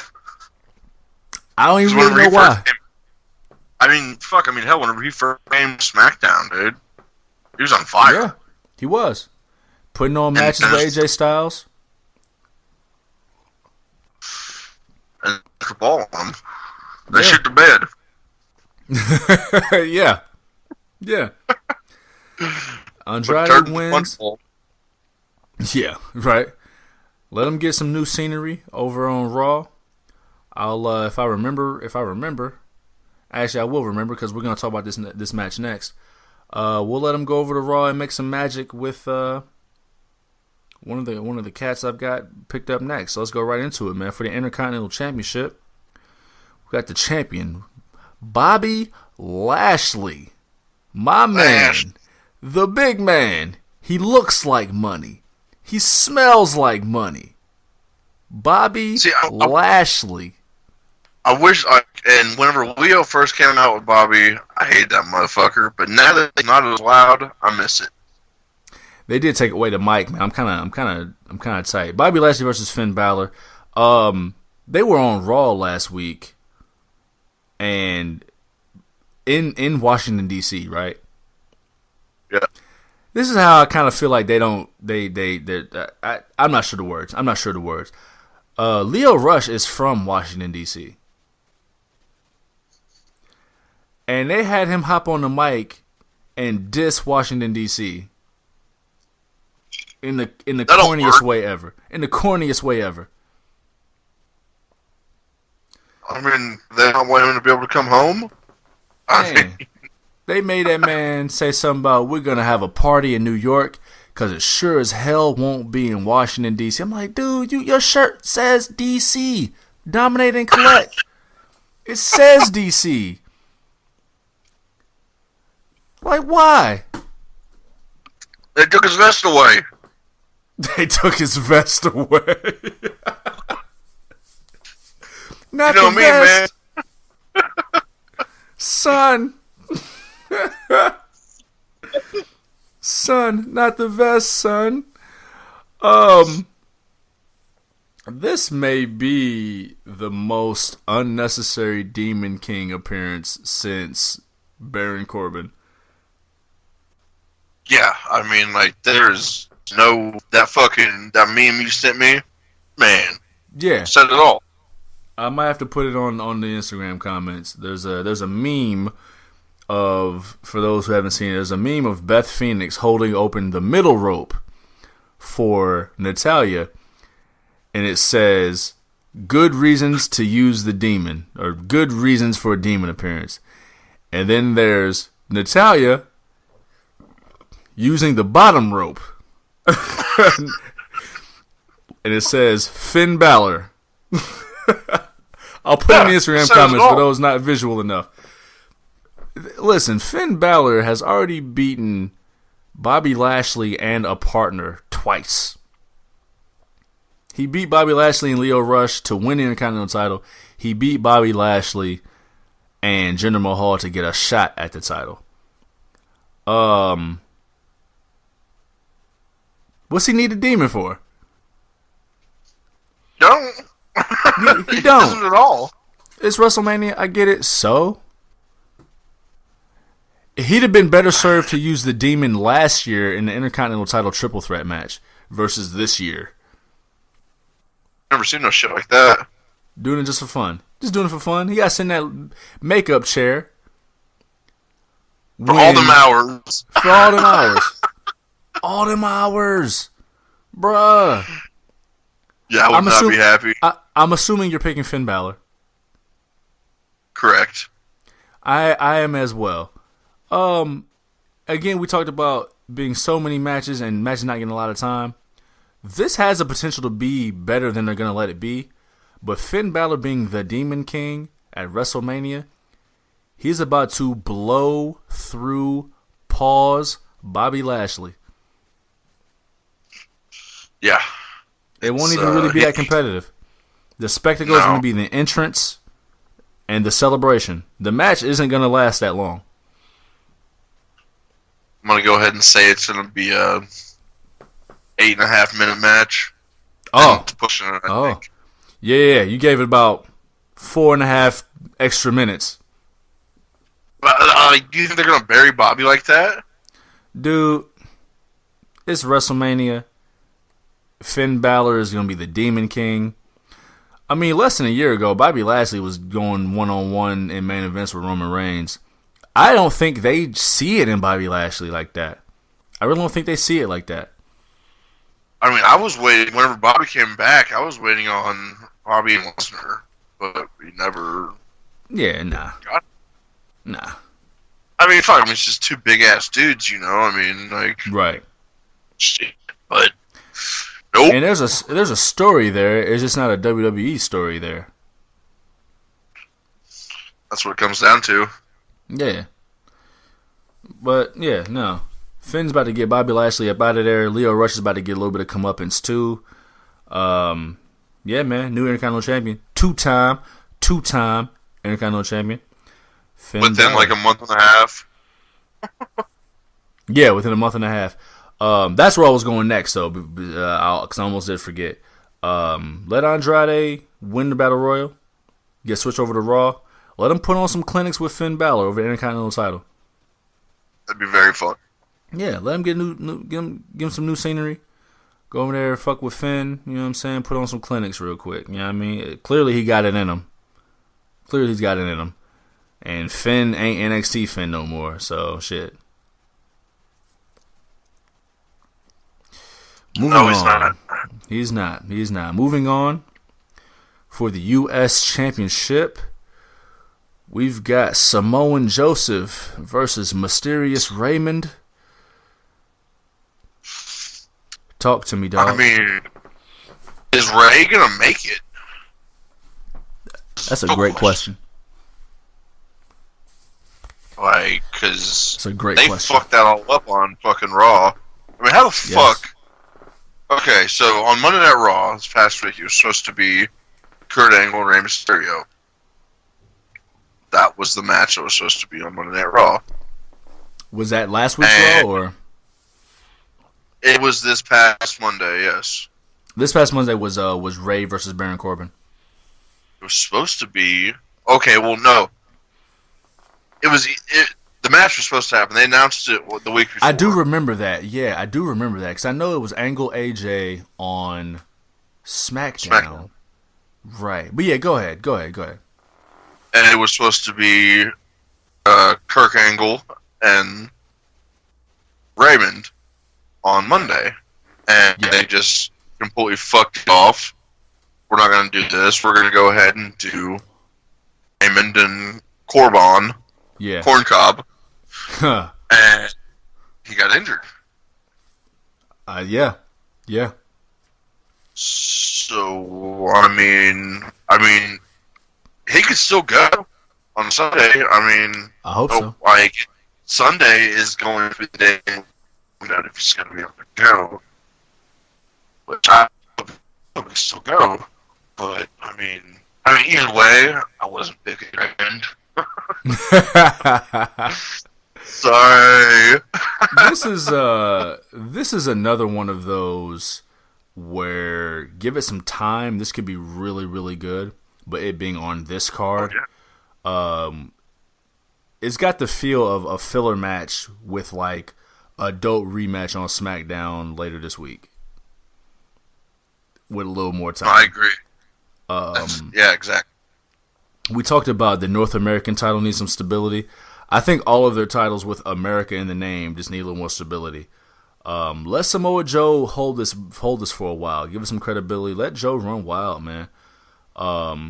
We had before this we had R-Truth. He had his quick little comedy reign.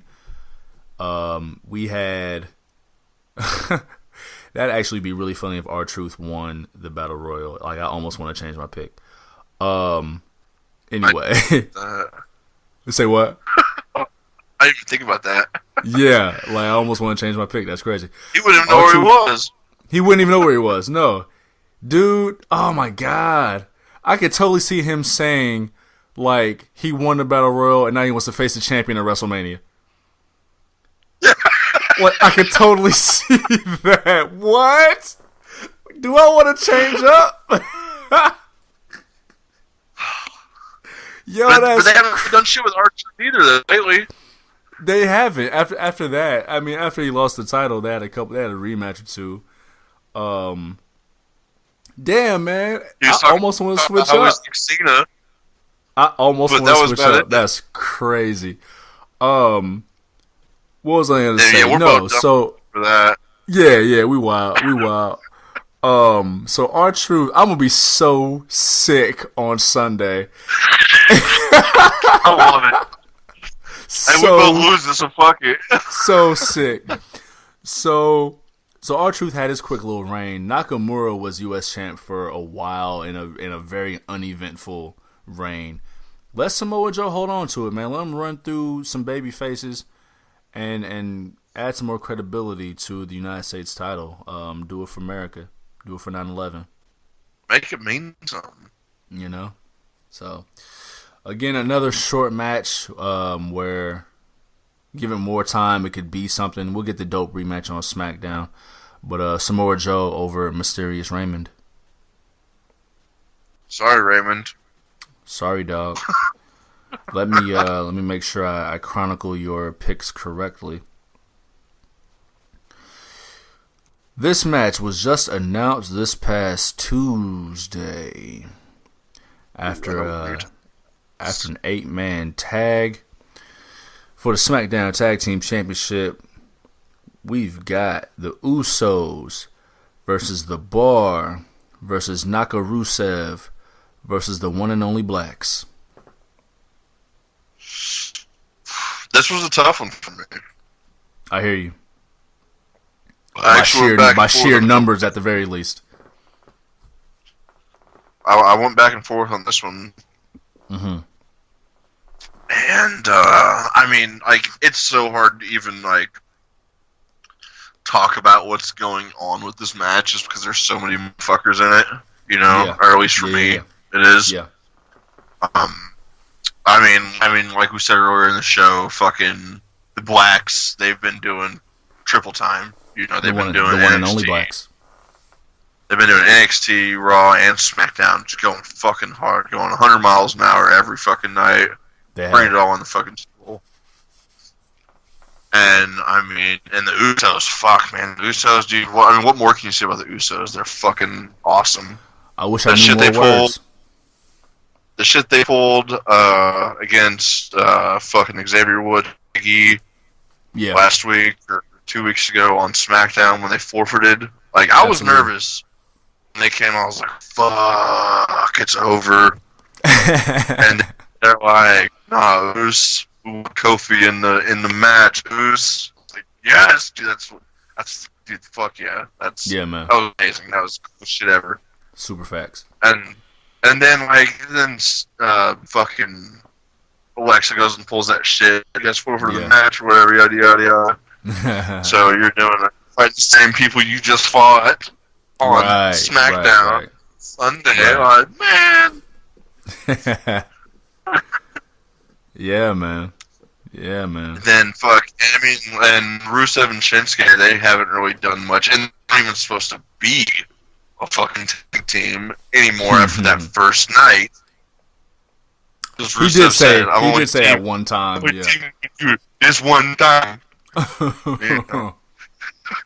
Yeah. And Cesaro and the Bar, Cesaro, the Bar, I'm sorry, but they haven't really been up to much. You know, they're kind of just like a filler, I feel, and that might be shitty to say, but they're. But hell, yeah. Yeah, it is what it is, you know, and so for this one, I'm going with the Usos retaining. Okay, spicy. So here's my line of thinking: get the Bar and knock a Rusev up out of there, right? Yeah. Instantly. This is gonna be a really fun sprint on a bloated card. I think it's not gonna get too much time. Like again. We've got the power in the Bar, the power in Rusev, the striking ability in Nakamura, the striking ability in Aleister Black, the high flyery in Ricochet, and the Usos can kind of do it all. They're not a power-based team, but they're more than just high flyers, right?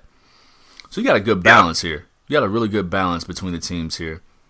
I think about last year's WrestleMania, how they were part of that really forgettable triple threat match for the tag titles where they lost to the Bludgeon Brothers. Fuck that. Oh, wait. Say it again. This is where they've been at. Oh, wait. Yeah, well, yeah. So, the thing with the one and only Blacks, there's been a lot of hype around all of their tag team title opportunities, right? All the hype around them makes me think that they get none of them. So they got counted out with the Raw tag team titles. I think they're going to be leaving NXT fully leaving NXT. They stood tall at SmackDown, which makes me think they're not going to stand tall on WrestleMania.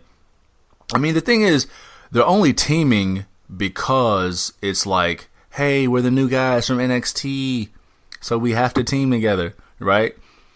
Yeah. So I think after WrestleMania, you finally split these two up, and then kind of define them a little bit more within who they actually are. You did get to dig a little bit. Say it again. I never even thought about that. That makes a ton of sense, though. Yeah, dig a little deeper into who Aleister Black is and his darkness. Why is he so dark? Like, why is he so brooding? Why does he live like a vampire? Let Ricochet be Ricochet. You know what I'm saying? And on top of that, besides the Usos, to me, and maybe deserve is just a word people throw around, but I feel like they deserve a WrestleMania moment of winning and celebrating a WrestleMania, right? For one. For two, we were teased this Usos Hardys feud. And it's back. Can we get a Usos Hardy feud, please? Yeah, Because you seen how? I don't know if you watched SmackDown this past week, but did you see how they were both dressed? How they what? They were both dressed. The Hardys. Usos? I saw a quick glimpse. I didn't get to see it too well. I was partly watching This Is Us. I'm not gonna lie. It was that old school fucking black, snakeskin. Not snakeskin, fishnet shit. You know what I'm saying? Got you. Well, Jeff never really left that shit. He's stuck in 1999 Hot Topic. He did. Yeah.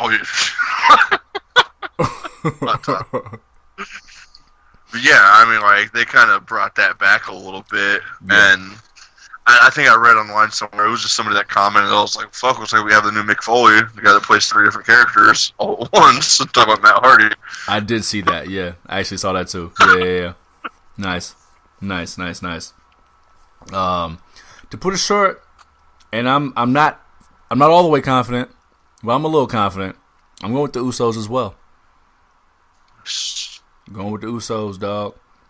I'm really looking forward to. Well, I'm hoping we get that Usos Hardys rivalry. The Bar, Nakamura, just extra teams. Rusev, sorry, they're just extra teams. The one and only Blacks. I mean, they've been fun, but like, they're not really a team. It's just, hey, we're from NXT. Won't last forever. Right. So, going with the Usos. They finally get a WrestleMania victory on the main card. It'll be a quick sprint, but, you know. This was another one that I was having trouble with. Because originally I was going with the Blacks. Yeah. But you were too comfortable saying that just now. I mean, should I not be comfortable saying it? Like, like I could be less comfortable, you know? I could be less comfortable. That is funny. Oh, shit.